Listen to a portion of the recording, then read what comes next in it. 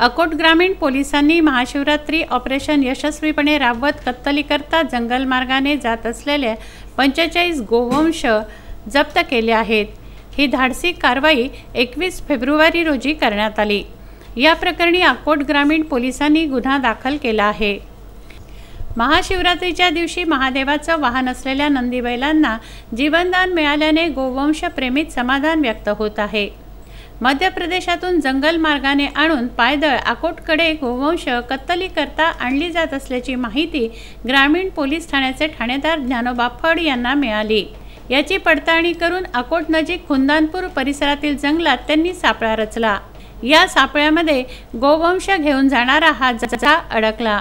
गुप्त माहितीवरून ग्रामीण पोलिसांनी पोलीस ताफा बोलवला व 45 गोवंश पकडले। अचानक पोलीस दाखल झाल्याचं पाहून आरोपींनी जंगलात पळ काढला। बजरंग दलाच्या कार्यकर्त्यांच्या सहकार्याने सर्व गोवंश रस्त्याने सुरक्षित आणून गोरक्षण समितीच्या ताब्यात देण्यात आले। ग्रामीण पोलिसांनी जप्त केलेल्या 45 गोवंशाची किंमत बाजारपेठेत 3,81,000 रुपये असून या प्रकरणी 4 ते 5 अज्ञात आरोपींविरुद्ध गुन्हा दाखल करण्यात आला आहे। पोलीस आरोपींचा शोध घेत आहेत।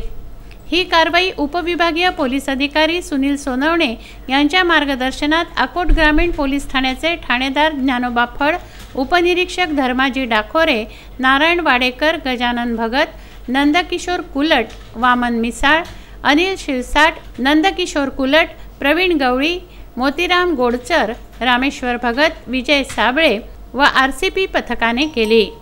सारंग कराळे, विदर्भ न्यूज, अकोट।